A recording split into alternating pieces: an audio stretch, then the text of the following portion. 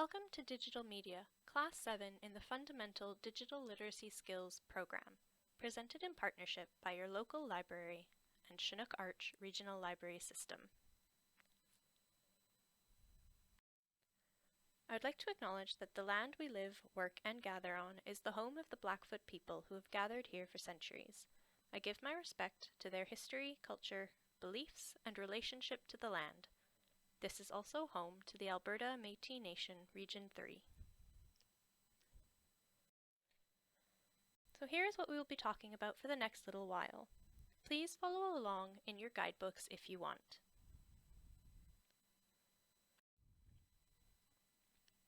Digital media is a very broad category of technology. Just think about how much of our lives has moved onto the internet now. We use it to watch movies, read the news, and do our banking. Digital media is now part of almost every industry and has changed the way many of those industries work. Despite the many ways digital media has improved our society, there are still ways in which we have been slow to adapt to these changes. There is a high disparity between those who have access to and the skills to navigate the internet and those who do not. And that becomes more obvious the more heavily we rely on the internet. As technology changes so rapidly, older media becomes inaccessible quickly, and it can be hard and even impossible to retrieve information.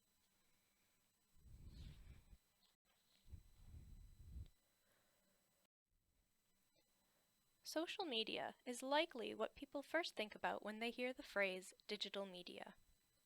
Social media platforms like Facebook and Twitter are digital spaces where people build virtual communities and networks through the creation and sharing of information in the form of comments, videos, and photos. But they do include more than just networking sites like Facebook. Blogs, forums, social gaming websites, and video sharing websites are all types of social media.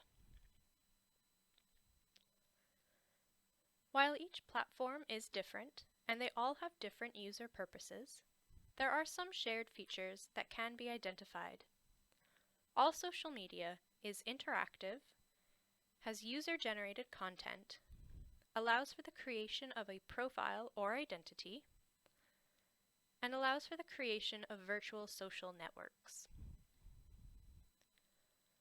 Social media has become deeply ingrained in our lives, and many people spend about 22% of their day on some kind of platform. Many of us use social media as a way to maintain current relationships or form new ones, either with people we have lost touch with or people we have never met in person. Social media has, in fact, changed the way we form and maintain different types of relationships. Just think about all of those dating websites that now exist, like Tinder. During times of social distancing, or for people who are isolated for other reasons, social media can help them find a connection and help put off feelings of loneliness and depression.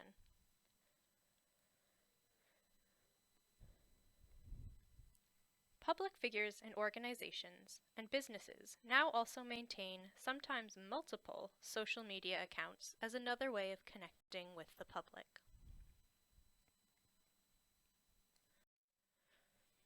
There are several positive aspects of social media, including being a way of building relationships and feeling connected. It's also an effective marketing tool, and it does help spread information and increase communication. However, it is very important to address the negative side of social media, especially now as those negatives are being felt so widely.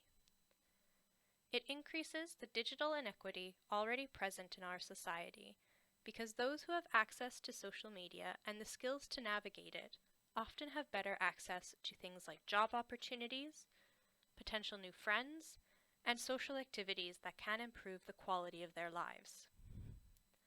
There is also an increase in social and political polarization. Social media also impacts the physical and mental health of users, including body image issues, social media burnout, and social anxiety. Users have also expressed concerns over personal privacy and safety. And there are concerns over how accurate social media is as a news source, since it allows everyone to post information and share it with very little moderation. As with all technology, users should weigh these pros and cons of using social media in their own lives and determine what amount of usage and what platforms they will benefit from.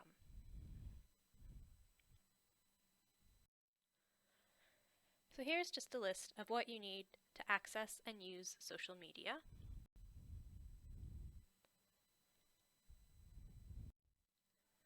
Now we'll move on to streaming services. So streaming media, like videos, music, and games, has become incredibly popular. Just think of all of those new services that keep appearing. Streaming means you are accessing and interacting with the media while it remains on the internet, rather than downloading a file to your hard drive. You need to maintain a constant, stable connection to the internet in order to stream something, and you cannot access the media if you are without internet access. It's kind of like the difference between taking a shower rather than a bath. For a shower, the water needs to constantly be running, and you wash your hair while that connection happens. For a bath, you wait until all the water is in the tub before closing it off. And there are many types of streaming service now, from traditional library-style services like Netflix, to cable networks that have moved online, such as CTV or Global, and also user-generated sites like YouTube.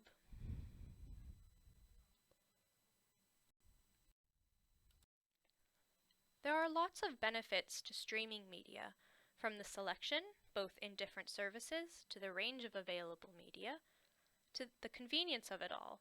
So no dealing with cable companies or compromising on what channels you want. To the potential money savings, though be aware, collecting more streaming services might decrease those savings. Some services do require a monthly subscription fee, while others may have a free version.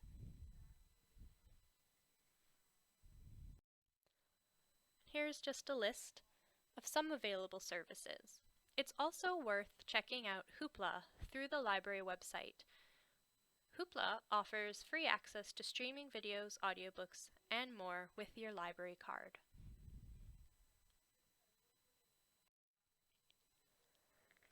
Now, moving on, many of us will use the internet these days to find our news, especially through social media.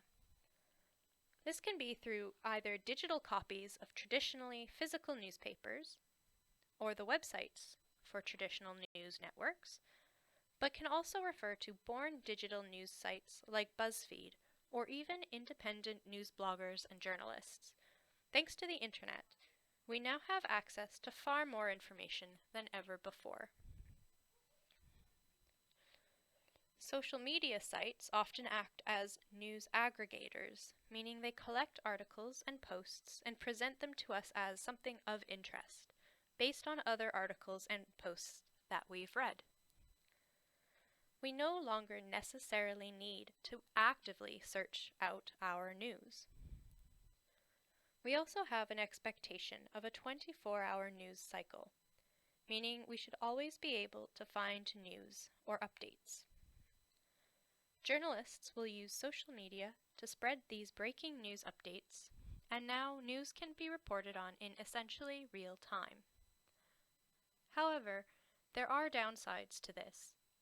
Mistakes aren't always caught and corrected, so they can continue to spread. And even if they are corrected, some readers will not follow the corrected versions. This is what leads to the spread and proliferation of misinformation.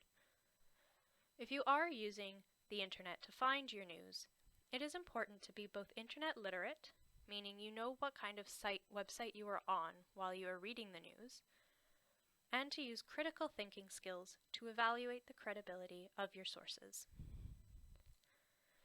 If you want to read digital editions of newspapers and magazines, check out PressReader and Flipster through the library website.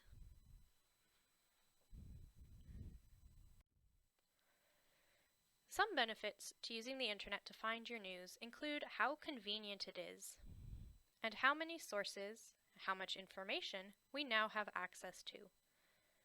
There can be a lower cost as well, both for digital copies of newspapers, meaning the subscription will be less as they don't need to pay for printing or for shipping, and the fact that the internet is essentially free.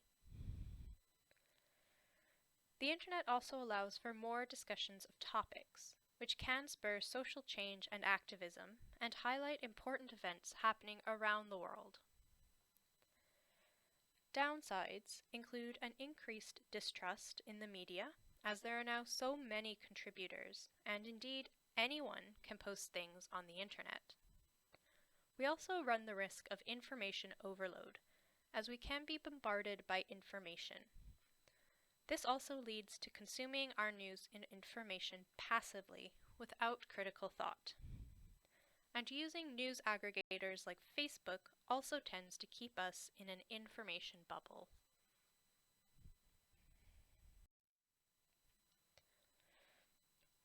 While not everything that we read online is false, misinformation, meaning information that is wrong by mistake but still spreads, and disinformation, or information that is purposefully incorrect and created with the intent to spread conflict, both are often taken as true.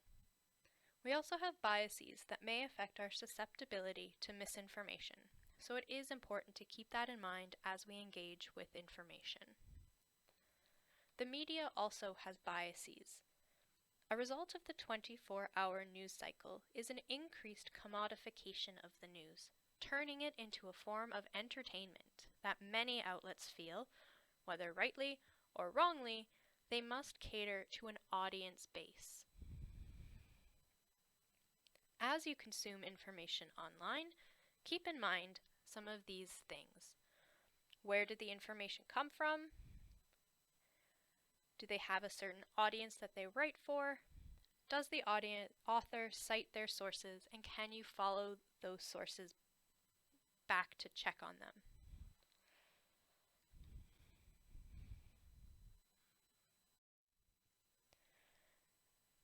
A growing aspect of digital media is online shopping, meaning purchasing both physical and digital goods over the internet. Almost everything can be bought online, and you can use pretty much any device that connects to the internet. Stores that have a physical building will now usually have an online store that gives greater access to goods, and there are also many online-only stores that collect goods and creators to sell in one place, like Amazon and Etsy. Think of them like farmers markets. A lot of independent sellers also operate online now, as it means they can reach a wider consumer base and don't have to fund a physical store. When buying digital items, you are usually buying access to the digital file, not always the file itself.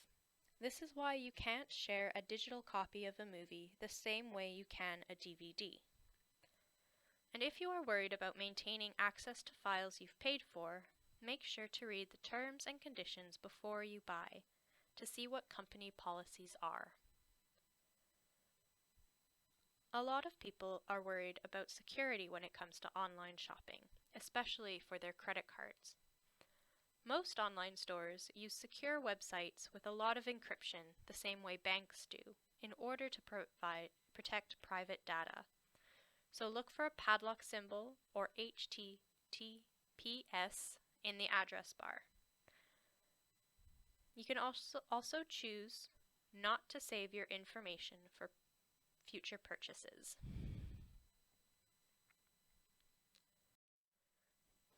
There are many benefits to shopping online, including convenience and sometimes the cost. Item selection is also usually greater online. You also have access to product reviews and information that might help you when making a decision. Some possible downsides include concern over information privacy, concerns over fraud. After all, the item may not be as pictured, or you may not even get the item you paid for. And of course, security. There is also a risk of hidden costs, like additional shipping or customs dues or exchange rates for international shoppers.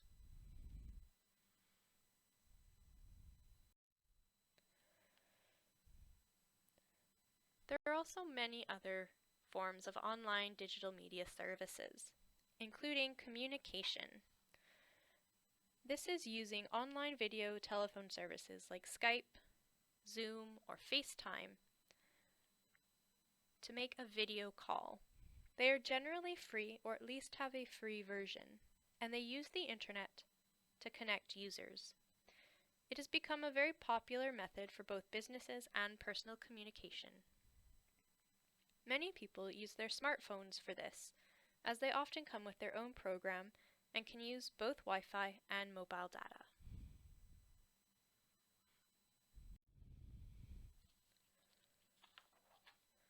Most major banks now offer online banking, meaning patrons can take care of all their banking needs themselves on a computer or mobile device. There are even banks now that are born digital. Sometimes using online banking can be faster, especially if it means you don't have to travel to a bank to do anything. And it is obviously more convenient for a lot of people. Some banks, especially online-only ones, will often also offer lower fees and better interest rates, since they don't need to pay for physical brick-and-mortar buildings. Furthermore, technology is always constantly improving. Just think of e-transfers between banks here in Canada. However, there are some issues that you may run into. The big one, of course, being technology. If you have no connection to the internet, you have no connection to your online bank.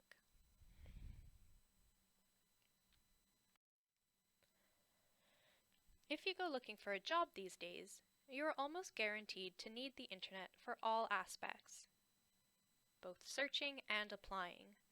You can either use a general internet search with keywords, or use a special recruitment website like Indeed.ca. There are even social media platforms like LinkedIn that are used to search for both potential employees and potential positions. And finally, digital media also lets you access various education and enrichment resources as well. Universities and colleges often have online courses and programs of all levels, and some that are even open to members of the public. There are also many professional development programs to help you enhance your career or take for your own personal enrichment. Many museums and galleries also offer access to virtual tours, exhibits, and collection catalogs. This virtual access means people who are isolated or can't travel, or have monetary barriers, can experience material culture from around the world. Google Arts and Culture has teamed with over 2,500 museums and galleries around the world to offer this kind of virtual access.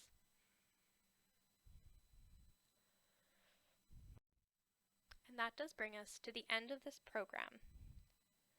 Thank you all for listening, and I do hope you learned something from this class.